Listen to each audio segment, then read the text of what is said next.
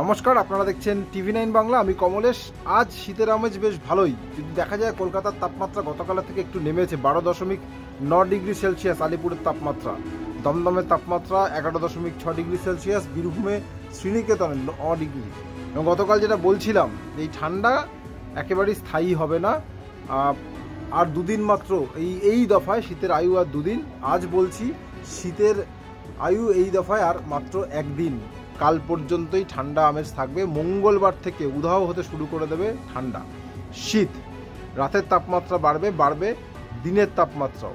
রাতের তাপমাত্রা কলকাতায় আজকে যেটা 12.9 ডিগ্রি সেলসিয়াস দেখলেন, এটা বাড়তে 16-17 ডিগ্রি তে পৌঁছে যেতে পারে। দিনের তাপমাত্রা যেটা কিছুদিন আগেও 20 ডিগ্রির নিচে ঘোরাফেরা করছিল, সেটা তো একটু বেড়েছে। এটা বাড়তে 25-26 ডিগ্রিতে পৌঁছে যাবে, তারও উপরে বাড়তে পারে। আপাতত 25-26 পর্যন্ত আবহাওয়াবিদরা বলছেন।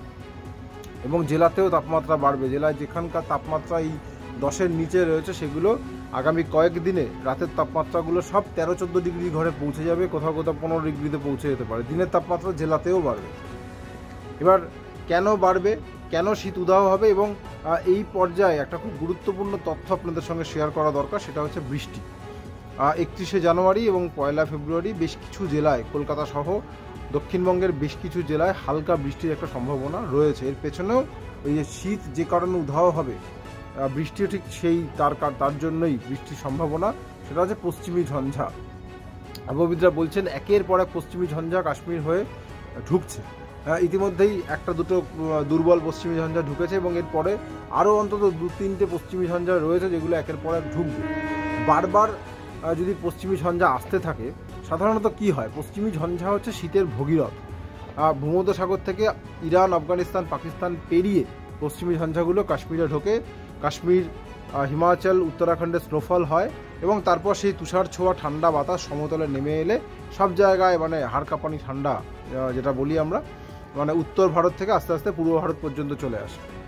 এবার দুটো পশ্চিমী ঝঞ্ঝার মধ্যে একটা গ্যাপ থাকা দরকার, তখনই এই ঠান্ডা বাতাসটা পাহাড় থেকে সমতলে নামার সুযোগ পায়। আগামী কয়েকদিনে যেটা হতে চলেছে, সেটা হচ্ছে একের পর এক পশ্চিমী ঝঞ্ঝা আসছে, ফলে মাঝখানে কোনো গ্যাপ নেই।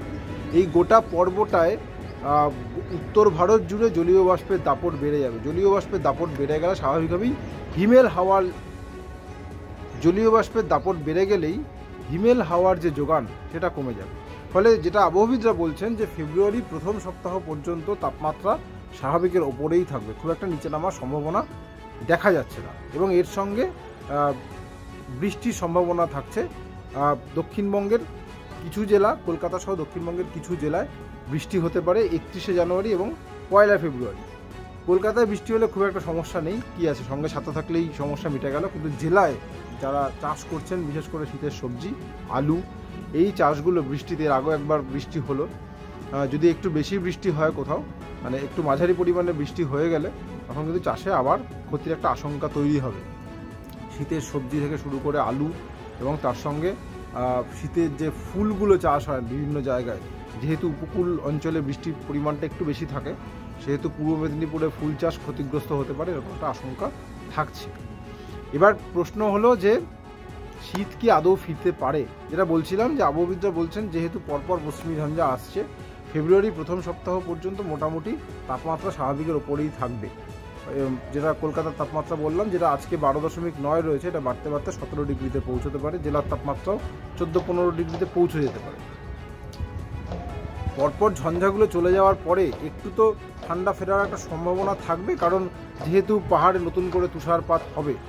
যদি বায়ুপ্রবাহ অনুকূল থাকে, তাহলে জেলার দিকে, বিশেষ করে পশ্চিমাঞ্চলের জেলাগুলো, উত্তরের জেলার দিকে আবার হয়তো ঠান্ডাটা স্বাভাবিকে, অবশ্য যেহেতু স্বাভাবিকের দিকে ফিরতে পারে। এবার এই স্বাভাবিকটাও তো আস্তে আস্তে বাড়বে, কারণ আমরা যেহেতু শীতের শেষ পর্যায়ে চলে এসেছি। যেটা কলকাতার ক্ষেত্রে কিছুদিন আগে স্বাভাবিকটা 14 ছিল, সেটা এখন 15 হয়েছে, এরপর এটা বেড়ে 16 হবে। ফলে জেলার দিকে তাপমাত্রাটা হয়তো রাতের দিকে ঠান্ডাটা আবার ফিরতে পারে এই পশ্চিমী ঝঞ্ঝাগুলো কেটে যাওয়ার পর। কিন্তু কলকাতা এবং লাগোয়া জেলা, বিশেষ করে উপকূলের জেলাগুলোতে ঠান্ডা আদৌ আর ফিরবে কিনা, এটা নিয়ে একটা বড় প্রশ্নচিহ্ন থাকছে এখনো পর্যন্ত যা ইঙ্গিত। তবে একটা কথা স্পষ্ট করে বলে দেওয়া যায় যে দিনে ঠান্ডার অনুভূতি কিন্তু আর খুব একটা পাওয়া যাবে না। মানে মঙ্গলবার বা তারপর থেকে দিনে ঠান্ডার অনুভূতি কিন্তু আস্তে আস্তে চলে যাবে। বৃষ্টি হলে একটা স্যাঁতস্যাঁতে ঠান্ডা থাকবে, সেটা ঠিক শীতের ঠান্ডা নয়, সেটাকে ঠিক এই পারভিউতে না আনাই ভালো।